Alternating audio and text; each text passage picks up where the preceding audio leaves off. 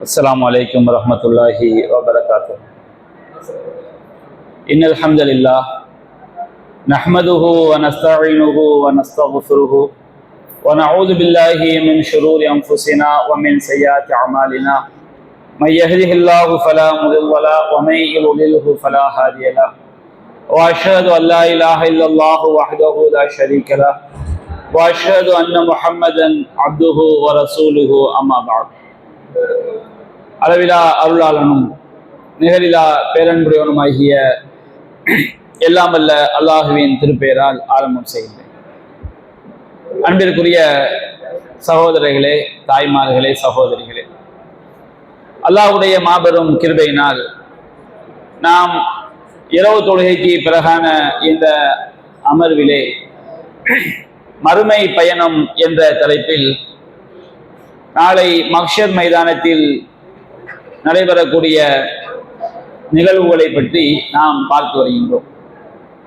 அந்த வரிசையிலே நாம் இன்றைய தினம் நாளை மஹ்ஷர் மைதானத்திலே அல்லாஹ் ரப்புல் ஆலமீன் பார்க்காத, பேசாத, வேதனையிலிருந்தும் காப்பாற்றாத சில சாரார் இருப்பார்கள். அவர்கள் அல்லாஹ்வை நம்பிக்கை கொண்டு சில பாவங்களை செய்த மக்களாக இருப்பார்கள். அதை பற்றி நாம் நேற்றைய தினம் ஒரு சில வசனங்களையும் ஹதீஸ்களையும் பார்த்தோம். அது தொடர்பாக நபிகள் நாயகம் ஸல்லல்லாஹு அலைஹி வஸல்லம் அவர்கள் கூறிய இன்னும் பல செய்திகளை நாம் இன்றைய தினம் தெரிந்து கொள்ளவிருக்கிறோம். அல்லாஹ் ரப்புல் ஆலமீன் 3வது அத்தியாயம் 77வது வசனத்திலே மறுமையில் அல்லாஹ் பார்க்காத, பேசாத, பரிசுத்தப்படுத்தாத நபர்களை பற்றி அல்லாஹ் குறிப்பிடுகின்றான். அல்லாஹ் ரப்புல் ஆலமீன் கூறுகின்றான், இன்னல்லதீன யஷ்தரூன பிஅஹதில்லாஹி வ ஐமானிஹிம் ஸமனன் கலீலா.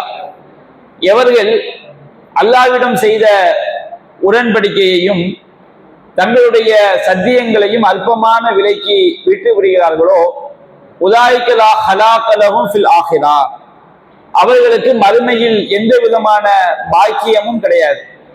வலா யுகல்லிமுஹுமுல்லாஹ், அவர்களிடம் அல்லாஹ் பேச மாட்டான். வலா யன்துர் இலைஹிம் யௌமல் கியாமா, மறுமை நாளில் அவர்களை அல்லாஹ் பார்க்க மாட்டான்.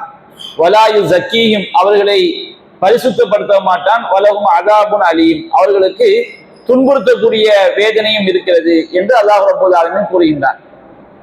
அல்லாஹ்விடம் செய்த உடன்படிக்கை என்று சொன்னால், அல்லாஹ் ரப்பல் ஆலமீன் நாம ஆதம் அலைஹிஸ்ஸலாம் அவருடைய முதுகந்தண்டில் இருக்கும் பொழுது நம்மிடம் சில உடன்படிக்கைகள் எடுத்தான். அதுவும் அல்லாஹ்விடம் செய்த உடன்படிக்கைகள் தான். அது மாதிரி திருமறை குர்ஆனிலையும் சுன்னாவிலையும் நாம எதையெல்லாம் செய்ய வேண்டும், எதையெல்லாம் செய்யக்கூடாது என்று அல்லாஹ் நமக்கு கட்டளையிட்ட விஷயங்களும் நாம அல்லாஹ்விடம் செய்த உடன்படிக்கைகள் தான். அதே போன்று பிற மனிதர்களோடு நாம செய்யக்கூடிய உடன்படிக்கைகளும் அல்லாஹ்விடம் செய்த உடன்படிக்கை தான். நாம பிற மனிதர்களோடு செய்யக்கூடிய உடன்படிக்கையை அல்லாஹ் ரப்புல் ஆலமீன் அவனிடம் செய்த உடன்படிக்கையாகவே எடுத்துக்கொண்டு அதை நிறைவேற்றுபவர்களுக்கு அல்லாஹ் கூலி கொடுக்கின்றான். அதை முடிப்பவர்களுக்கு கடுமையான தண்டனையும் அல்லாஹ் கொடுக்கின்றான். அப்ப இந்த வசனத்தில் அல்லாஹ் கூறுகின்றான், எவர்கள் அல்லாஹ்விடம் செய்த உடன்படிக்கைகளையும் சத்தியங்களையும் அற்பமான விலைக்கு விட்டு விடுகிறார்கள். நம்ம நேற்று சொன்ன மாதிரி தான், அற்பமான விலை என்பது இந்த உலகத்துல கிடைக்கக்கூடிய எல்லா லாபங்களும் அற்பமான, இறைவனுடைய பார்வையில் அற்பம் தான். அது எவ்வளவு பெரிய பதவியா இருந்தாலும் சரி, உலகத்துக்கு மிகப்பெரிய ஜனாதிபதி பதவியாக இருந்தாலும் சரி, அல்லாஹ்வுடைய பார்வையில அது அற்பமானதுதான். அப்ப யாரு இந்த உலக லாபத்துக்காண்டி, உலக நன்மைக்காக அல்லாஹ்விடம் செய்த உடன்படிக்கைகள், ஒரு மனிதன் உடன்படிக்கை செஞ்சு அந்த உடன்படிக்கையை மீறுகின்றான், தாம் செய்த சத்தியத்தை என்ன செய்கின்றான், மீறுகின்றான்.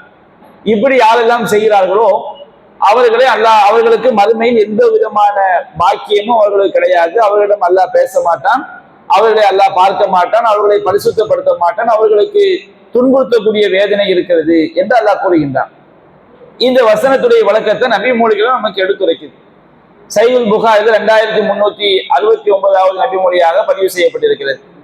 நபிகள் நாயகம் ஸல்லல்லாஹு அலைஹி வஸல்லம் சொல்கின்றார்கள், 3 நபர்கள் மறுமை நாளில் அல்லாஹ் அவர்களிடம் பேச மாட்டான், அவர்களை பார்க்கவும் மாட்டான். பேச மாட்டான்னு சொன்னோம்னா அவர்களுடைய கருணையோடு அல்லாஹ் அவர்களை பேச மாட்டான். அவருடைய கருணை கண் கொண்டு என்ன செய்ய மாட்டான், அல்லாஹ் அவர்களை பார்க்க மாட்டான். அதுல ஒருவர் யாருன்னு சொன்னோம்னா ரஜுலுன் ஹலஃபா அலா சிலாத்தி லகத் அஅதா பிஹா அக்ஸர மிம்மா அஅதா. ஒரு மனிதன் ஒரு பொருளை விற்கிறதுக்காண்டி சத்தியம் பண்றான். அவன் அதை என்ன விலைக்கு கொள்முதல் பண்ணானோ அதை விட அதிகமான விலைக்கு கொள்முதல் பண்ணதாக என்ன செய்வான், அந்த பொருளை விற்கிறதுக்கு சத்தியம் பண்ணுவான். உதாரணமா ஒரு செல்போன் இருக்குன்னு வச்சுக்கிடுங்க. இந்த செல்போனை ஒரு 8000 ரூபாய்க்கோ 9000 ரூபாய்க்கோ அந்த செல்போன் முதலாளி என்ன செஞ்சிருப்பாரு, கொள்முதல் பண்ணியிருப்பார். அதுக்கு ஒரு 10,000 12,000 அது ஒரு ரேட்டு வச்சு என்ன செய்வாரு, விற்பனை செய்வார். இப்போ இந்த பொருளை வாங்குறவங்க என்ன செய்வாங்க, பேரம் பேசுவாங்க. மார்க்கெட்ல பேரம் பேசுறது நமக்கு உரிமை தரப்பட்டிருக்கு. அப்ப பொருளை விற்கிறதே என்ன செய்வாரு, 9,000 ரூபாய் கொடுத்து கொள்முதல் பண்ண பொருளை நான் இதை வாங்கினதே 10,000க்கு வாங்கினேங்க, நான் வாங்கினதே 12,000க்கு வாங்கினேன் என்ன செய்வாரு, அல்லாம சத்தியம் பண்ணி பொய் சத்தியம் பண்ணி அந்த பொருளை விற்கிறதுக்கு என்ன செய்வாரு, முயற்சி பண்ணுவார். அப்ப நபிகள் நாயகம் சொல்லி காட்டுறாங்க, ஒரு பொருளை விற்பதற்காக அவன் என்ன விலைக்கு கொள்முதல் பண்ணானோ அதை விட அதிக விலைக்கு கொள்முதல் பண்ணதாக எவன் சத்தியம் பண்ணி விற்கிறானோ அதுல அவன் பொய்யனாக இருந்தால் அவன் அல்லாஹ் மறுமையை என்ன செய்ய மாட்டான், அவனை பார்க்க மாட்டான், அவனிடம் பேசவும் மாட்டான். அல்லாஹ்வுடைய கருணை பார்வை அவனுக்கு கிடைக்காது. அல்லாஹ் ரப்பல் ஆலமீன் அவனை கண்டுகொள்ளவே மாட்டான். அதே மாதிரி இன்னொரு மனிதன் யாருன்னு சொன்னோம்னா, ஒரு மனிதன் ரஜுலுன் ஹலஃபா அலா யமீனி காதிபா பஅதல் அஸ்ர். நபிகள் நாயகம் ஸல்லல்லாஹு அலைஹி வஸல்லம் அவங்களுடைய காலகட்டத்துல வியாபாரம் என்பது மக்ரிபுக்கு முன்னாடியோட முடிஞ்சிடும். அசர் தொழுகைக்கு பிறகு வியாபாரம் முடிஞ்சிடும். ஏன்னா இன்னைக்குதான் நம்ம மின்சாரம் கண்டுபிடிக்கப்பட்டு வியாபாரம் என்பது மிட் நைட் 12 மணி வரை 24 மணி நேர கடைகள்லாம் இருக்கு.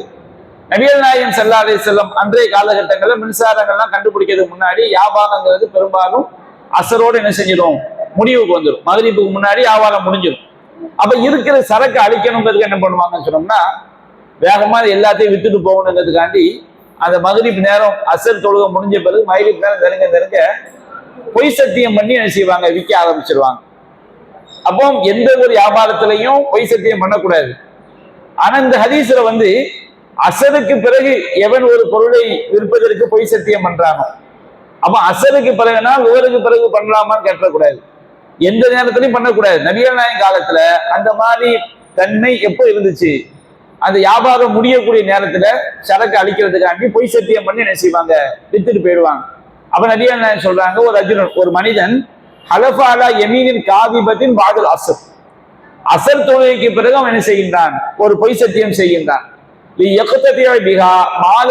முஸ்லிமின், ஒரு முஸ்லிமுடைய அந்த பொய் சத்தியம் மூலமாக ஒரு முஸ்லிமுடைய செல்வத்தை பறிப்பதற்காக, ஒரு சரக்கு விற்கிறதுக்காண்டி அவன் பொய் சத்தியம் பண்ணி அவன் காசை போடணும், சரக்கு என்ன செய்ய விற்கணுங்கிறதுக்காண்டி யாரு பொய் சத்தியம் பண்ணி வியாபாரம் பண்றாங்களோ அவங்களும் அல்லாஹ் என்ன செய்ய மாட்டான், மறுமை நாள்ல பார்க்கவும் மாட்டான், பேசவும் மாட்டான். அதே போன்று மூன்றாவது ஒரு மனிதர் யார், ஒரு ரஜுலுன் மனஅ ஃபதுல மாயின், ஒரு மனுஷன் என்ன செய்யறான், உபரியான தண்ணீரை தடுக்கிறான். வாய்க்கால்ல போறது, குளத்துல உள்ளது யாருக்கும் சொந்தமான தண்ணி கிடையாது, அல்லாஹ் கொடுக்கிறது. ஒருத்தன் என்ன செய்கின்றான், அந்த உபரியான தண்ணீரை மற்றவங்களுக்கு போய் சேர விடாம என்ன செய்யறான், தடுக்கிறான். அப்படி தடுத்தால் அல்லாஹ் மறுமை நாள்ல சொல்லுவான், அல்யௌம அம்னஉக ஃபதுலி, என்னுடைய அருளை விட்டு உன்னை நான் தடுக்கின்றேன். கமா மனஅத்த ஃபதுல மாலம் தஅமல் யதாக், உன்னுடைய இரு கைகளும் எதை செய்யவில்லையோ அந்த என்னுடைய தண்ணீரை நீ தடுத்தாய் அல்லவா, அதனால உனக்கு நான் என்ன செய்ய மாட்டேன், மறுமை நாள்ல தண்ணி தரமா, உனக்கு என்னுடைய அருள் கிடைக்காது என்று இந்த உபரியான தண்ணீரை பிற மக்கள் பயன்படுத்துவதை விட்டும் எவ்வளவு தடுக்கிறார்களோ அவர்களை அல்லாஹ் மறுமை நாள்ல பார்க்க மாட்டான், பேச மாட்டாங்கன்னு நபிகள் நாயகம் ஸல்லல்லாஹு அலைஹி வஸல்லம் என்ன செய்யறாங்க, சொல்லி காட்டுறாங்க. அப்ப இது ரொம்ப கவனமா இருக்கும். நாம என்ன பொருளுக்கு என்ன விலைக்கு கொள்முதல் பண்ணமோ உண்மையை சொல்லாம கூட இருக்கலாம், இவ்வளவு இந்த ரேட்டுக்கு வாங்கினா உண்மையை சொல்லாம இருக்கலாம். ஆனா என்ன செஞ்சிடக்கூடாது, பொய் சொல்லிடக்கூடாது, பொய் சத்தியம் பண்ணிடக்கூடாது, பொய் சொல்லிடக்கூடாது. அதே போன்று சரக்கை விற்கிறதுக்காண்டி பொய் சத்தியம் பண்ணி சரக்கை வித்தோன்னு சொன்னோம்னா மறுமை நாள்ல அவங்கள அல்லாஹ் செய்ய மாட்டான், பார்க்க மாட்டான், பேச மாட்டான், அவங்கள பரிசுத்தப்படுத்த மாட்டான், அவங்களுக்கு துன்புறுத்தக்கூடிய வேதனை இருக்கிறதுன்னு சொல்லி நபிகள் நாயகம் ஸல்லல்லாஹு அலைஹி வஸல்லம் செய்றாங்க, சொல்லி காட்டுறாங்க. அதே போன்று இதே கருத்து சஹீஹுல் புகாரி 2357வது செய்தியாக பதிவு செய்யப்பட்டது. நபிகள் நாயகம் ஸல்லல்லாஹு அலைஹி சொல்லி காட்டுறாங்க, மன் ஹலஃப அலா யமீனின் யக்ததிய பிஹா மால இம்ரையின் முஸ்லிமின், ஒரு முஸ்லிமுடைய செல்வத்தை வந்து பறிக்கிறதுக்காண்டி யார் வந்து ஹுவா அலேஹா ஃபாஜிரும் பொய் சத்தியம் பண்றானோ, நம்ம மார்க்கத்துல வந்து எந்த ஒரு பொருளாக இருந்தாலும் யாருடைய கையில இருக்குதோ அவனுக்குரிய பொருளாகத்தான் என்ன செய்யப்படும், கருதப்படும். இப்ப இந்த செல்போன் வந்து என் கையில இருக்குதுன்னு வச்சுக்கிடுங்க, மார்க்கெட் சட்டப்படி எனக்குரிய பொருள் தான் ஆகும். இப்ப என் கையில இருக்கக்கூடிய இந்த செல்போன் வந்து ஒரு ஆள் என்ன செய்யறாரு, எனக்குரியதுங்கிறாரு. அப்ப யார் வந்து தனக்குரியதுன்னு வாதிக்கிறாரோ அவர் வந்து ஆதாரம் காட்டணும். ஒரு இடமோ ஒரு பொருளோ அல்லது ஒரு விஷயமோ தனக்குரியதுன்னு யார் வாதிக்கிறாங்களோ, ஒரு இடத்த ஒரு ஆள் எனக்குரியன்னு வாதிக்கலாம் வச்சுக்கிடுங்க, அவர் ஆதாரம் காட்டணும். பத்திரத்தை கொண்டு போய் என்ன செய்யணும், காட்டணும். அது ஒரிஜினல் பத்திரமா இல்லையான்னு என்ன செய்வாங்க, நீதிமன்றம், இஸ்லாமிய நீதிமன்றம் சரி பார்த்து அது அந்த டாக்குமெண்ட் வைஸ் யாருக்கு கரெக்டா இருக்குதோ அவங்களுக்கு கொடுத்துருவாங்க. எந்த ஒரு பொருளா இருந்தா அதுதான். யார் அந்த பொருள் தனக்குரியதுன்னு வாதிக்கிறாரோ அவர் என்ன செய்யணும், ஆதாரம் காட்டணும். இப்ப தனக்குரியது என்று வாதிப்பவர்கிட்ட ஆதாரம் இல்லைன்னு வச்சுக்கிடுங்க, அந்த பொருள் யாருடைய கையில இருக்குதோ அவர் வந்து சத்தியம் பண்ணணும். இப்ப தனக்குரியதுன்னு ஒரு ஆள் என்ன செய்யறாரு, ஒரு உதாரணத்துக்கு நம்ம ஊர்ல என்ன செய்வாங்கன்னா, மனைகளை வந்து நம்பிக்கை அடிப்படையில நண்பர் பேர்ல என்ன செய்வாங்க, முடிப்பாங்க. அல்லது மனைவி பேர்ல என்ன செய்வாங்க, முடிச்சு வைப்பாங்க. திடீர்னு பார்த்தா கணவன் மனைவி கூட என்ன செஞ்சு பஞ்சாயத்து வந்துடும். பஞ்சாயத்து வந்தவுடனே இவர் என்ன சொல்லுவாரு, இது வந்து என்னுடைய சொத்து தான், என் மனைவி பேர்ல நான் முடிச்சேன்பாங்க, அது நண்பர் பேர்ல முடிச்சேன்பாங்க. அப்போ அவங்க என்ன செய்வாங்க, சத்தியம் பண்ணி இது வந்து ஏன் நான் சம்பாதிச்ச சொத்து தான், இவர் என்ன செய்யல அவர் சொத்து கிடையாதுன்னு என்ன செய்வாங்க, சத்தியம் பண்ணுவாங்க. இப்போ ஒருவர் தன்னுடைய சொத்துன்னு வாதிச்சோம்னா அவரு அதுக்குண்டான டாக்குமெண்ட்டை கொண்டு போய் ஆவணங்களை கொண்டு போய் என்ன செய்யணும், காட்டணும். ஆவணங்கள் என்கிட்ட இல்லை, நம்பிக்கை அடிப்படையில் அவர் பேர்ல என்ன செஞ்சோம், முடிச்சோம் அப்படிங்கும் போது இஸ்லாம் என்ன செய்யும், அந்த நீதிபதி என்ன செய்யும், அவரை கூப்பிட்டு கேட்பாரு, எப்பா இது வந்து அவருடைய பொருள்னு சொல்றாரு, அவர்கிட்ட ஆதாரம் இல்லை, நீ வந்து உன்னுடைய பொருள்னு சொல்றதுக்கு அவர் ஆதாரம் காட்ட வேண்டிய அவசியம் இல்லை, இவர் சத்தியம் பண்ணாலே எனக்கு போதும், யாரு தனக்குரியதுன்னா அவர் ஆதாரம் காட்டணும்.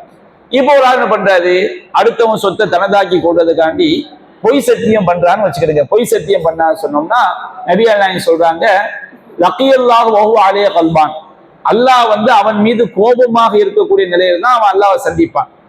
இப்படி நபிகள் நாயகம் சொல்லிட்டு இந்த ஆயத்தை ஓதி காட்டாங்க. நம்ம முதல்ல சொன்ன 3வது அத்தியாயம் 77வது வசனத்துல, இன்னல்லதீன யஷ்தரூன பி அஹதில்லாஹி வ ஐமானி ஸமனன் கலீலா, எவர்கள் அல்லாஹ்விடம் செய்த உடன்படிக்கைகளையும் தங்களுடைய சத்தியங்களையும் அல்ப விலைக்கு வித்துறாங்க. அதாவது ஒரு பொருளை தனதாக்கி கொள்றதுக்காண்டி சத்தியம் பண்ணி சத்தியத்தை கேடயமாக்கி என்ன செய்யறது, அடுத்தவனுடைய சொத்தை வந்து அபகரிக்கிறது. இப்படி யாரு செய்யறாங்களோ அவங்களை வந்து அல்லாஹ் மறுமை நாள்ல பார்க்க மாட்டான், பேச மாட்டான், பரிசுத்தப்படுத்த மாட்டான், அவங்களுக்கு துன்புறுத்தக்கூடிய வேதனை இருக்கிறது அப்படின்னு செய்யறாங்க.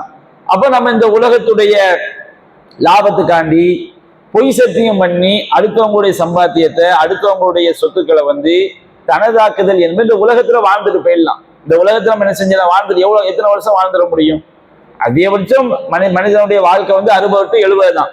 ஒரு சில ஆட்களுக்கு தான் 80, 90 கடந்து போகுது. அப்ப இந்த துனியா என்னைக்காவது ஒரு நாளைக்கு என்ன செய்யும், முடிவுக்கு வரும். முடிவுக்கு வந்து மறு வினாடி ஆரம்பிச்சிருமே, அந்த வேதனையை நம்ம எதை கொண்டும் தடுக்க முடியாது.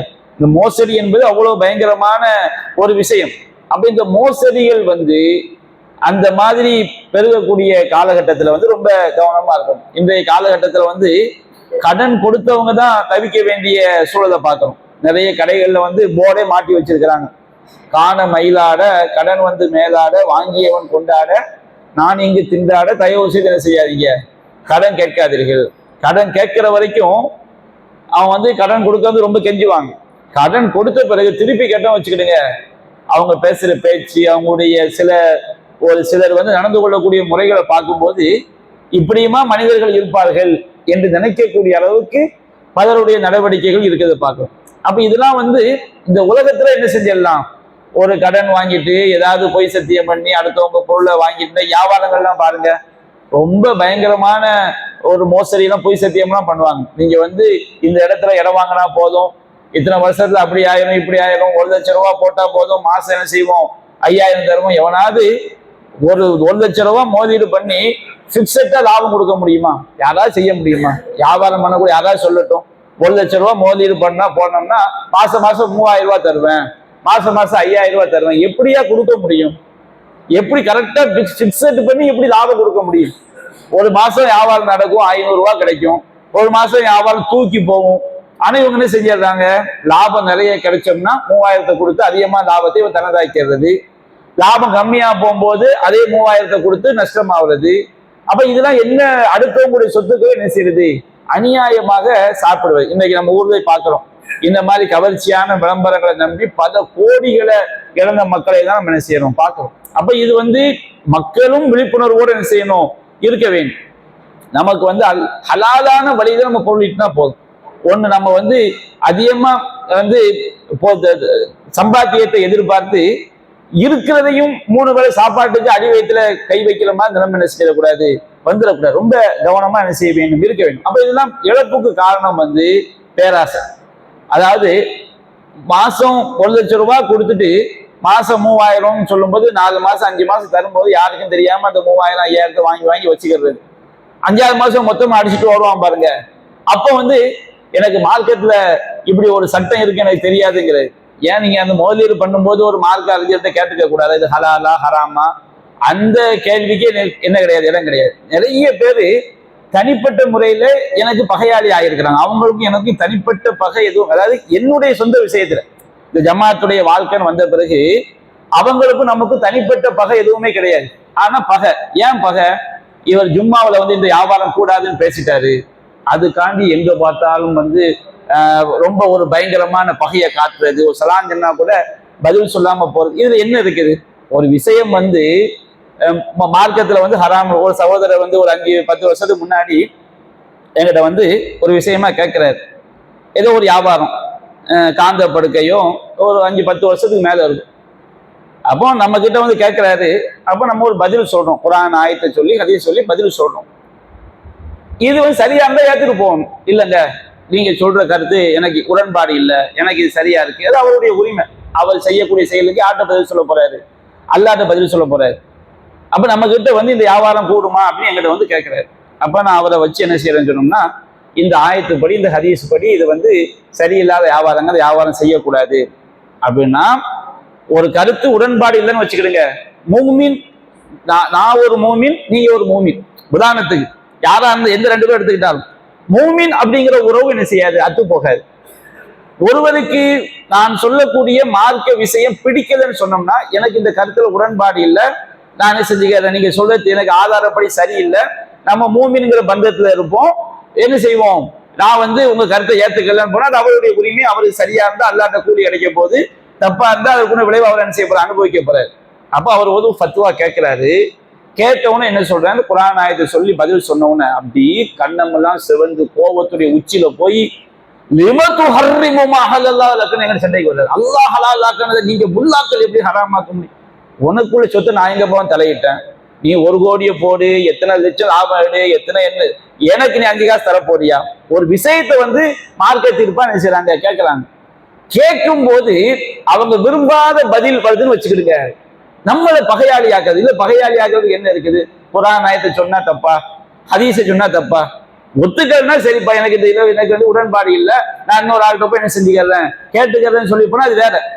அப்ப அதுக்கு பிறகு நீங்க பாத்தீங்கன்னா, பெருமைக்காண்டியோ இதுக்காண்டி சொல்லல, அந்த வியாபாரத்தை தலையிட்டு சில ஆண்டுகள்லேயே பல லட்சங்களை இழந்து இருக்கிற வியாபாரத்தை விட்டுட்டு வெளிநாட்டுக்கு போய் அதுல நஷ்டப்பட்டு அதுல பல பிரச்சனையாகி இன்னைக்கு வரைக்கும் எஞ்சிக்க முடியாத ஒரு வாழ்க்கை. அப்ப இது முன்கூட்டியே எல்லாம் மறைவான ஞானம் எல்லாம் தெரியுங்கிறதுக்கான சொல்லல. சில விஷயங்கள் மார்க் அடிப்படையில நமக்கு ஹராமா இருக்கும்போது நிறைய வருமானம் வர்ற மாதிரி தெரியும். அட்டிக்கும் போது வச்சுக்கிடுங்க, மொத்தத்துல உள்ளதும் போச்சுடா, வீடு வாசல் எல்லாத்தையும் வித்துட்டு, சொத்து சுகம் எல்லாத்தையும் வித்துட்டு, கடையநல்லூர் பக்கம் தலை வச்சு படுக்க முடியாம பல்லாண்டு காலம் இன்னும் வெளியில சுத்திக்கிட்டு இருக்கிற மாதிரி நிலைமை என்ன செஞ்சிடும், உண்டாய் நல்லா காப்பாற்றும். அப்ப இதுல மார்க்கம் சொல்லக்கூடிய யாரையும் நம்ம என்ன செஞ்சிடக்கூடாது, ஒரு கோபமா பார்க்க வேண்டிய நிலைமை இல்லை. ஏன்னா அந்த மாதிரி பகை ஜாஸ்தி. என்ன செய்வாங்கன்னா, அந்த பகை அடுத்த ஸ்டெப்புக்கு எங்க மாறும் சொன்னோம்னா, நம்ம தனிப்பட்ட விஷயத்துல என்ன செய்வாங்க, இவர் எப்படி ஊடு கட்டினாரு, இவர் எப்படி சம்பாதிச்சாரு, நான் எப்படி ஊடு கட்டினேன்னு எங்கிட்ட என்ன செய்யலாம், கேட்கலாம். அது நான் ஏதாவது தப்பான வழியை சம்பாதிச்சேன்னு சொன்னோம்னா அது செய்யலாம். ஆனா அது என்ன செய்யறதுன்னு சொன்னோம்னா ஒருவர் தவறான முறையில பரப்பி, அப்போ என்ன தனிப்பட்ட பகை என்னங்கிற ஒரு பகை என்ன செய்யாது, கிடையாது. நம்ம யார் விஷயம் தலையிட்டோமா, யாருடைய மானத்திலையாவது ஈடுபட்டோமானா அது கிடையாது. அவங்களுக்கு பிடிக்காத ஒரு விஷயம் மார்க்கத்துல சரின்னு உள்ள விஷயத்தை சொல்லும் போது அந்த பகையை வளர்த்து கொண்டு தனிப்பட்ட பகையாக்கி அதை பல விதமாக சித்தரிக்கக்கூடிய காரியம் செய்யும். அது பெரிய ஒரு தவறான ஒரு விஷயம் என்ன செய்யணும், விளங்கிக் கொள்ள வேண்டும். அதே போன்று நபிகள் நாயகம் ஸல்லல்லாஹு அலைஹி வஸல்லம் அவங்க சொல்லி காட்டுறாங்க. சஹீஹுல் புகாரில சஹீஹ் முஸ்லிம்ல 154வது செய்தியாக பதிவு செய்யப்பட்டிருக்கு. அபூதர் ரலியல்லாஹு அன்ஹு என்ன செய்றாங்க, அறிவிக்கிறாங்க. நபிகள் நாயகம் ஸல்லல்லாஹு அலைஹி வஸல்லம் சொல்லி காட்டுறாங்க, ஸலாஸத்துல் லா யுகல்லிமுஹுமுல்லாஹு யௌமல் கியாமா. 3 பேர் இருக்கிறாங்க, அவங்கள அல்லாஹ் மறுமை நாள் என்ன செய்ய மாட்டான், பார்க்க மாட்டான். வலா யன்துர் இலைஹிம், அல்லாஹ் அவர்களை பேச மாட்டான். வலா யன்துர் இலைஹிம், அவர்களை பார்க்க மாட்டான். வலா யுஸக்கீஹிம், அவர்களை பரிசுத்தப்படுத்தவும் மாட்டான். வலஹும் அஸாபுன் அலீம், அவர்களுக்கு துன்புறுத்தக்கூடிய வேதனையும் இருக்கிறது அப்படின்னு நபிகள் நாயகம் சொல்லிவிட்டு 3 தடவை இந்த ஆயத்தை ஓதுறாங்க. இந்த நபிகள் நாயகம் சொல்றாங்க. சொன்ன உடனே அபூதர் ரலியல்லாஹு அன்ஹு கேட்கிறாங்க, அல்லாஹ்வின் தூதரே, ஹாபு வ ஹஸிரு, அவர்கள் தோல்வி அடைந்து விட்டார், நஷ்டம் அடைந்து விட்டார்கள். மன்ஹும் யா ரசூலல்லாஹ், அல்லாஹ்வின் தூதரே அவர்கள் யார் அப்படின்னு கேட்கிறாங்க. அப்ப நபிகள் நாயகம் சொல்றாங்க, அது முஸ்பில். அதுல ஒருத்தர் யாருன்னு சொன்னோம்னா, ஆடை தரையில படுற மாதிரி இழுத்துக்கிட்டு போறான். நம்முடைய ஆடை நபிகள் நாயகம் சொல்றாங்க, இஸ்ரத்துல் மூமினி இல் அன்சாஃபி சாஃபி, ஒரு மூமினுடைய கீழாடை அவனுடைய கெண்டை காலில் பாதி வரைக்கும். கெண்டை காலில் பாதின்னு சொன்னோம்னா முட்டுக்காலில் இருந்து 1 முழம் வரைக்கும் கெண்டை கால், சரிங்களா? அதுக்கு கீழே உள்ளது கணுக்கால். அப்போ நம்முடைய முட்டுக்காலில் இருந்து ஒரு ஜான் இறக்கிடலாம். இது சிறந்த ஆடை. ஒரு ஆள் வெக்கப்படுறாரு, முட்டுக்காலில் இருந்து ஒரு ஜான் இறக்குனா ரொம்ப எனக்கு வெக்கமா இருக்குன்னு சொன்னோம்னா, இந்த பெருமுடாஸ் எல்லாம் போடுவாங்க பாருங்க, முட்டுக்காலில் இருந்து ஒரு ஜான் என்ன செய்யும், இறங்கிருக்கு. அதெல்லாம் ஒரு மார்க்க அடிப்படை சிறந்த ஒரு ஆடை. அதே மாதிரி உனக்கு வெக்கமான நபிகள் சொல்றாங்க, நாம 1 முழம் என்ன செஞ்சுக்கலாம், இறக்கிடலாம். அதிகபட்சம் எந்த அளவுக்கு இறக்கலாம், தரையில என்ன செய்யக்கூடாது, படக்கூடாது. தரையில ஆண்களுக்கு பெண்களுக்கு ஒரே சட்டம் தான். நபிகள் நாயகம் ஸல்லல்லாஹு அலைஹி வஸல்லம் நீங்க யாரு தன்னுடைய ஆடையை பூமியில இழுத்துட்டு சொல்றாங்க, அவனை அல்லாஹ் மறுமை நாள்ல பார்க்க மாட்டான், பேச மாட்டான், பரிசுத்தப்படுத்த மாட்டான் சொல்லும் போது ஒரு உம்மு சலமா ரலியல்லாஹு அன்ஹா அவங்க எஞ்சி, அப்ப பெண்கள் எவ்வளவு இறக்கணும்னு சொல்லும்போது நபியான என்ன செய்றாங்க, அவங்க 1 ஜான் இறக்கட்டும்ங்கிறாங்க, முட்டுக்கால்ல இருந்து 1 ஜான். அப்ப முட்டுக்கால்ல இருந்து 1 ஜான் பெண்கள் இறக்கணும்னா அவங்களுடைய பாதங்கள்லாம் என்ன செய்யும், தெரியும். அப்ப நபியான என்ன செய்றாங்க, அப்ப நீங்க என்ன செஞ்சுக்கிறீங்க, 1 முழம் இறக்கிக்கிறீங்க, முட்டுக்கால்ல இருந்து 1 முழம். அதுக்கு மேல என்ன செய்யக்கூடாது, இறக்கக்கூடாதுன்னு சூழ்நிலை செஞ்சிடறாங்க, தடுத்துடுறாங்க. பெண்கள் விரும்புனா என்ன செஞ்சுக்கலாம், காலுரை அணிஞ்சிக்கலாம்.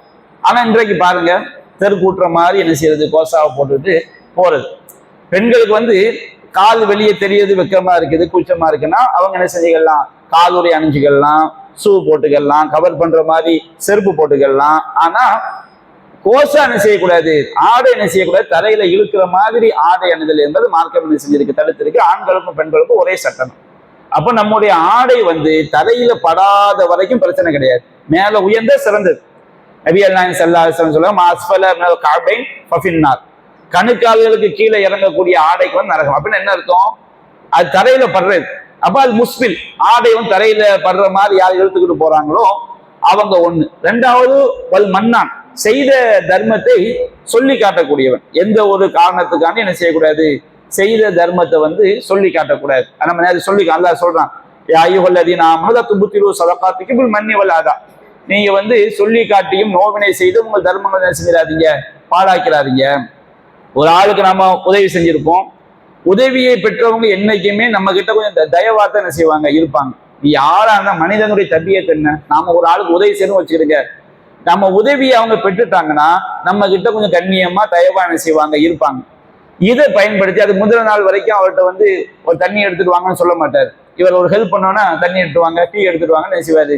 இவருடைய உள்ளத்துல என்ன சொன்னோம்னா, நம்மகிட்ட ஒரு உதவியை பெற்றிருக்காரு, அப்ப நம்ம என்ன செய்யலாம், இவர்கிட்ட நம்ம இந்த மாதிரி ஒரு வேலை வாங்கிக்கலாம். அப்ப அது முந்தின நாள் வரைக்கும் மரியாதை ஒரு கண்ணியமா வச்சு நடத்தியிருப்பாங்க.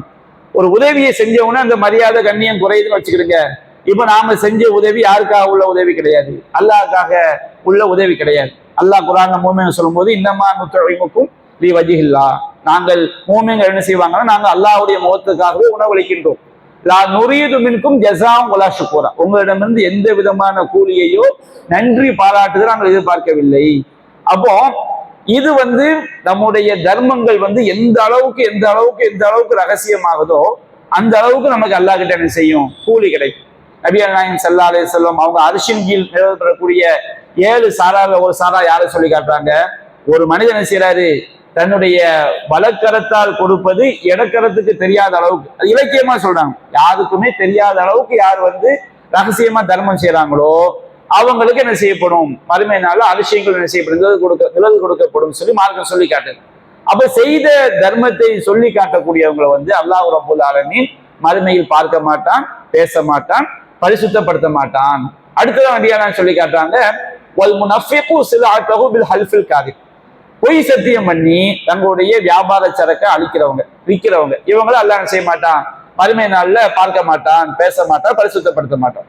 சஹீஹுல் புகாரில 788வது செய்தியாக பதிவு செய்யப்பட்டிருக்கிறது. நபியான் சொல்றாங்க, லா யன்துருல்லாஹு யௌமல் கியாமத்தி இலா மன் ஜர்ர இஸாரஹு பஸர், யார் வந்து பெருமையினால் தன்னுடைய கீழாடை இழுத்து சொல்றாங்களோ அவங்கள அல்லாஹ் மறுமையில பார்க்க மாட்டான். அறியாம தரையில பட்டுனா தப்பு கிடையாது, நல்ல தெரிந்தே தரையில படுதுன்னு வச்சுக்கிடுங்க, அதுக்கு பேர் தான் என்னது, பெருமை. அபூபக்கர் சித்திக் ரலியல்லாஹு அன்ஹு அவங்க வந்து அவங்க ரசூலுல்லாஹ் கேட்கறாங்க, அல்லாஹ் இந்த உதவி நான் கவனம் இல்லாம இருக்கும்போது சில நேரம் ஆடை என்ன செஞ்சது தரையில பட்டுறது. அப்ப நபியான் சொல்றாங்க, நீங்க பெருமைக்காக அணிபவர் அல்ல, பெருமையில என்ன தெரிஞ்சே என்ன செய்யறது, ஆடை வந்து தரையில் படுற மாதிரி அணிவது தான் இது பெருமை. அப்ப அது நம்ம என்ன செய்யக்கூடாது, அறியாம நடந்துட்டா அது என்ன கிடையாது, பெருமை, அது வந்து குற்றம் வராது. அது மாதிரி சஹீஹுல் புகாரில 3485வது செய்தியா இருக்குது. நபியான் சொல்லி காட்டுறாங்க, ஒரு மனுஷன் என்ன செஞ்சான், தன்னுடைய கீழாடையை வந்து பெருமையோடு தரையில் இழுத்து செய்தான். அப்ப நபியான் சொல்ல ஹுசிஃப பிஹி, அவன் பூமிக்குள் இழுக்கப்பட்டான். ஜல்ஜலு ஃபில் அர்தி இலா யௌமல் கியாமா, கியாமத் நாள் வரையும் கொஞ்சம் கொஞ்சமா பூமிக்குள்ள போய்கிட்டே இருப்பானா. அப்போ அவன் அது எவ்வளவு அல்லாஹ் ரப்பல் ஆலமீன் இந்த செயலை வந்து எவ்வளவு பயங்கரமாக வெறுக்கிறான் என்பதை இதன் மூலம் என்ன செஞ்சுக்கிறோம், தெரிந்து கொள்கின்றோம்.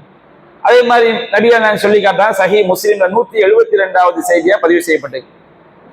அல்லாஹ்வின் தூதர் சொல்றாங்க, சலாசத்துன் லா யுகல்லிமுஹுமுல்லாஹு யௌமல் கியாமா வலா யுஸக்கிஹிம், 3 பேர் மறுமை நாள்ல அல்லாஹ் அவங்கள்ட்ட பேசவும் மாட்டான், அவர்களை பரிசுத்தப்படுத்தவும் மாட்டான், அவங்களை பார்க்கவும் மாட்டான், அவர்களை துன்புறுத்தக்கூடிய வேதனை இருக்குது. அப்ப அவங்க யாருன்னு கேட்கும்போது நபியான் சொல்றாங்க, ஷைஹுன் ஜானி, வயோதிக பருவத்தில இருந்து கொண்டு விபச்சாரத்தில் ஈடுபடக்கூடியவர். இது வந்து எந்த விதமான ஒரு நியாயம், அதனால இளமை பருவத்துல செய்யலாமா கேட்டக்கூடாது, அதுவும் தடை. அதை விட ரொம்ப கொடூரமானது கேவலமானது எழுது, வயோதிக பருவத்துல ஆசைகள் அற்று போகக்கூடிய அந்த காலகட்டத்துல பொழுத வந்து இந்த மாதிரி காரியத்தை பண்றான்னு வச்சுக்கிடுங்க, மறுமையில அல்லாஹ் அவனை கருணை கண் கொண்டு பார்க்க மாட்டான், பேச மாட்டான், அவனுடைய பாவங்கள்ல இருந்து அவனை பரிசுத்தப்படுத்த மாட்டான், அவனுக்கு துன்புறுத்தக்கூடிய வேதனை இருக்கு.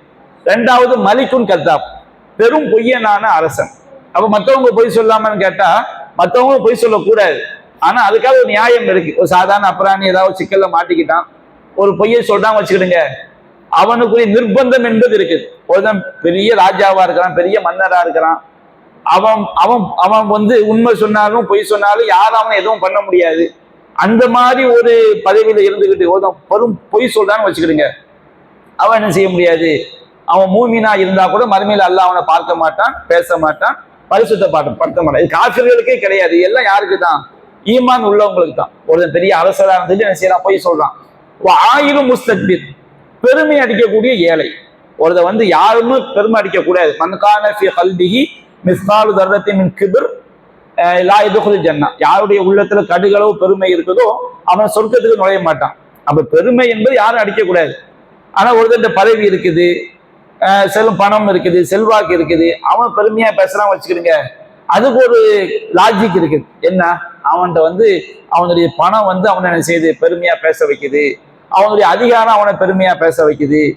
அதே நேரத்துல ஒருவர் வந்து ஒண்ணுமில்லாத ஏழையா இருக்கிறார், ஆனா பெருமைக்கு மட்டும் குறைவில்லைன்னு வச்சுக்கிடுங்க, இது வந்து பெருமையை அல்லாஹ் ஒருபோது விரும்ப மாட்டான். இந்த மாதிரி ஒன்றுமில்லாதவனாக இருந்து கொண்டு பெருமை அடிக்கலாம் வச்சுக்கிடுங்க, உண்மையை ஏற்க மறுக்கிறது, அடுத்தவங்களை துச்சமா கருதுறது, இதுதான் பெருமையுடைய அடையாளம். நபிகள் நாயகம் சொல்லும் போது யாருடைய உள்ளத்துல கடுகளவு பெருமை இருக்குதோ அவங்க சொர்க்கத்துக்குள்ள நுழைய மாட்டாங்கன்னு சொல்லும் போது ஒரு சஹாபி கேட்கிறாரு, ஒருவர் வந்து தன்னுடைய ஆடை செருப்பு இதெல்லாம் ரொம்ப அழகா இருக்குன்னு நினைக்கிறார், தூய்மையான ஆடை அணிகிறாரு, தூய்மையான நல்ல வசதி அவருக்கு அல்லாஹ் கொடுத்துருக்கிறான், நல்ல உலை உயர்ந்த செருப்பு அணிகிறாரு, தப்பான்னு கேட்கிறாங்க. அப்ப நபியான சொல்லி காட்டுறாங்க, இன்னல்லாஹ ஜமீல், அல்லாஹ் அழகானவன், யுஹிப்புல் ஜமால், அவன் அழகை விரும்புகின்றான். பெருமைனா என்ன, அது கிபுரு பத்தருல் ஹக், உண்மையை வந்து மறுப்பது. இதுதான் ஹக்குன்னு சொல்லும் போகும்போது உள்ளத்துக்கு ஹக்குன்னு பட்டாலும் அது என்ன செய்யறது, மறுக்கிறது. அது மறுக்கிறது ஒரே காரணம் பெருமை மட்டும்தான், வேற எந்த காரணம் என்ன செய்யாது, இருக்காது. 2வது கம்துன் நாஸ், மற்றவங்களை வந்து என்ன செய்யறது, ரொம்ப அற்பமா நினைக்கிறது. அதாவது ஒரு மார்க்க அறிவு என்று சொன்னாலே என்னன்னு கேட்டோம்னா, மார்க்க அறிவு கூட கூட கூட கூட பணிவு என்ன செய்யணும், வரணும். அதுதான் உண்மையான மார்க்க அறிவு. ஒரு ஆள் எந்த அளவுக்கு மார்க்க அறிவு தெரிய தெரிய தெரிய தெரிய அவர்கிட்ட என்ன செய்யணும், பணிவு வரணும். எனக்கு எல்லாம் தெரியும் அப்படின்னு சொல்லி அடுத்தவங்க துச்சமா மதிக்கிறாங்கன்னு வச்சுக்கிடுங்க, அது வந்து மார்க்க அறிவே கிடையாது. உலகத்துல மார்க்க கல்வியை தவிர வேற எந்த கல்வியை படிச்சாலும் பெருமை ஈமான் இல்லைன்னா மார்க்க ஒழுக்கங்கிறத பெருமை கூடும். ஒரு டாக்டருக்கு வந்து என்ன செய்யும், நம்ம சக மனிதர்களை விட ஒரு டாக்டர் வந்து தனிச்சு காட்டிக்கிடுவார். அவங்க அப்படித்தான் இருக்கும்னு என்ன செய்யப்பட்டு சமூகத்தை என்ன செய்யப்பட்டு ஆக்கப்பட்டுடுச்சு. அதே மாதிரி ஒரு பெரிய ஒரு இன்ஜினியரா இருக்காரு, எம்எல்ஏவா இருக்காரு, எம்பியா இருக்கிறாரு, இவங்க எல்லோருமே என்ன செய்வாங்கன்னா அந்த விஷயத்துல கூட கூட கூட கூட அவங்களுக்கு வந்து பெருமை என்ன செய்யும், கூடும். சில பாதுகாப்பு காரணங்களுக்கான தங்களை என்ன செஞ்சுக்கிடுவாங்க, தனிச்சு வச்சுக்கிடுவாங்க. அது நம்ம எல்லாரையுமே அப்படி சொல்லிட முடியாது. ஆனா பெருமை என்ன செய்யும், மற்ற எந்த கல்வி எடுத்தா பெருமை கூடும். ஆனா பெருமை இல்லாத ஒரு கல்வி எதுன்னு கேட்டோம்னா மார்க்க கல்வி மட்டும்தான். அது யாரு, அல்லாஹ் சொல்ல இன்னமா யக்ஷல்லாஹ மின் இபாதிஹில் உலமா, அல்லாஹ்வுடைய அடியார்கள்ல அல்லாஹ்வுக்கு பணியக்கூடியவங்க உலமாக்கள். அப்போ ஒரு தனக்கு மார்க்கம் தெரியும் என்பதை வைத்துக் கொண்டு பெருமை அடிக்கிறான் வச்சுக்கிடுங்க. அவன் மார்க்க கல்வியை அல்லாஹ்க்கு பணிவதற்காக அவன் மார்க்க கல்வியை படிக்கல, அவன் பெருமை அடிக்கிறதுக்காண்டி படிச்சிருக்காரு. மார்க்க கல்வியே கிடையாது. அந்த மாதிரி கல்விக்கு மார்க்க கல்வி என்று என்ன செய்யப்படாது, சொல்லப்படாது. தனக்கு இல்மு இருக்குங்கிறதுக்காண்டி அடுத்தவங்களை வந்து மட்டம் தட்டுறது, அடுத்தவங்களுடைய மானத்தை வாங்குறது, அடுத்தவங்களை இழிவுபடுத்துறது, இது வந்து கன்ஃபார்மாக கண்டிப்பாக ஒரு மார்க்கம் கற்றவனுக்குரிய தன்மை கிடையவே கிடையாது. மார்க்க அறிவு கூட கூட, மார்க்க அறிவுனா மதரசால போய் படிக்கிறது மட்டும் மார்க்க அறிவும் கிடையாது. நமக்கு மார்க்க விஷயங்கள், இறை குர்ஆனுடைய போதனைகள், நபிகள் நாயகத்துடைய நபிமொழிகள் தெரிய தெரிய தெரிய தெரிய நம்ம கிட்ட என்ன செய்யணும், பணிவு வந்து அதிகரித்து கொண்டே செல்ல வேண்டும். ஏன்னா அல்லாஹ் சொல்லலாம் அல்லாஹ் நேர்வழி பெற்றவர்களுக்கு நேர்வழியை அதிகப்படுத்தி கொண்டே என்ன செய்கிறான், இருக்கிறான். அப்ப நம்ம ஒரு 10 வருஷத்துக்கு முன்னாடி மார்க்க அறிவு நம்ம கிட்ட ஜீரோவா கம்மியா இருந்திருக்கும். மார்க்க அறிவு நம்ம கிட்ட தெரிஞ்சுக்கிட்டே மார்க்க விஷயங்கள் தெரிய தெரிய தெரிய தெரிய தெரிய தெரிய நம்ம கிட்ட என்ன செய்யணும், பணிவு வந்து வந்தாதான் நம்ம சரியான மார்க்க கல்வி என்ன செஞ்சிருக்கிறோம், பெற்று இருக்கிறோம். அப்போ இந்த மாதிரி பெருமை என்ன செய்யக்கூடாது, வந்து விடக்கூடாது. ஆயிலும் முஸ்தக்பிர், யார் வந்து ஏழையா இருந்து கொண்டு பெருமை அடிக்கிறாங்களோ அவங்களும் அல்லாஹ் என்ன செய்ய மாட்டான், மறுமை நாள்ல பார்க்க மாட்டான், பேச மாட்டான். அதே மாதிரி இன்னும் ஒரு செய்தியை மட்டும் பார்த்து நம்ம என்ன செய்வோம், இன்றைய உரைக்கு நம்ம நிறைவுக்கு வந்துடும். நபி அல்லாஹ் சொல்லி காட்டுறாங்க, சலாசத்துன் லா யன்துருல்லாஹு இலைஹிம் யௌமல் கியாமா, மறுமை நாள்ல 3 பேரை அல்லாஹ் பார்க்க மாட்டான். அவரோட என்ன, ஆக்குலி வாலிதை, பெற்றோரை வந்து நோவினை செய்யக்கூடியவன், பெற்றெடுத்த பெற்றோரை வந்து துன்பப்படுத்துறவன். அவங்களுக்கு வந்து பல்வேறு காரணங்களுக்காண்டி துன்பப்படுத்துவாங்க, சொத்து தரல, பல்வேறு பிரச்சனைகள், குடும்ப பிரச்சனைகள், இந்த மாதிரி பெற்றெடுத்த தாய் தந்தையரை யாரு வந்து துன்பம் தொல்லைக்கு உள்ளாக்குறாங்களோ இவங்களும் அல்லாஹ் செய்ய மாட்டான், மறுமை நாள்ல பார்க்க மாட்டான், பேச மாட்டான், பரிசுத்தப்படுத்த மாட்டான். முதுமினுல் ஹம்ர், நிரந்தரமா எப்போதும் மது அருந்திக்கிட்டே இருக்கிறான். ஒரு தடவை சாராயம் குடிச்சாலும் தப்பு தான், ஆனா மனுஷன் சிலிப்பாவான். சேரக்கூடாதவங்க சேர்ந்து ஏதாவது ஒரு டைம் என்ன செஞ்சிருவான், தண்ணி அடிச்சிருவான், தப்பான காரியத்துக்கு போயிடுவான். அல்லாட்ட திருந்தி, அல்லாட்ட கவுபாசம் திருந்தி வந்துடும். சாவுற வரைக்கும் டெய்லி நான் எனக்கு சாராயம் குடிக்காம இருக்க முடியாது, நான் வந்து கஞ்சா அடிக்காம இருக்க முடியாது, அப்படியே ஒரு முதுமிழு ஹம்ராயிட்டான் வச்சுக்கிடுங்க, நிரந்தரமா மது அருந்துறான்னு வச்சுக்கிடுங்க. அவனும் அல்லாஹ் செய்ய மாட்டான், மறுமை நாள்ல பார்க்க மாட்டான், பேச மாட்டான், பரிசுத்தப்படுத்த மாட்டான். 3வது மன்னானு பிமா ஆத்தா, கொடுத்ததை என்ன செய்யக்கூடியவன், சொல்லி காட்டக்கூடியவன். அப்ப இதெல்லாம் மஹ்ஷர் மைதானத்துல என்னுடைய விளைவுகள்லாம் என்ன செஞ்சிடும், தெரிய வந்துடும். அப்ப நாம இதுல என்ன செய்யணும், ரொம்ப கவனமாக இருக்க வேண்டும். இது நம்ம கேள்வி பதிவு செல்றதுக்கு முன்னாடி நாளைக்கு இன்ஷா அல்லாஹ் பெரும்பாலும் அல்லா நாடுனா நோம்பா இருக்கதான் வாய்ப்பு இருக்கு. நோம்பா இருந்தா நாளைக்கு என்ன செய்வோம் இன்ஷா அல்லாஹ் ஒரு 20 நிமிஷம் அல்லது 25 நிமிஷம் அந்த பயான் நிகழ்ச்சி என்ன செய்யும், நடைபெறும் என்பதை நாம் தெரிவித்துக் கொள்கிறோம். இன்றைய கேள்வி பதில வந்து சிறப்பு பரிசு இருக்கு. அந்த 2 கேள்வி முக்கியமான, அதாவது முக்கிய ஒரு கேள்வி, அந்த கேள்விக்கு யாரு சரியாக பதில் சொல்றாங்களோ அவங்களுக்கு வந்து ஒரு சிறப்பு பரிசு என்ன செய்யப்படும், வழங்கப்படும். வளமையா கேட்கக்கூடிய கேள்விகள் போக சிறப்பு பரிசு, அந்த சிறப்பு கேள்வி எங்க இருந்து கேட்கப்படும்னா நம்ம முன்னாடி பேசின பயான்கள் வந்து என்ன செய்யப்படும், அது கேட்கப்படும். வாஹதாவான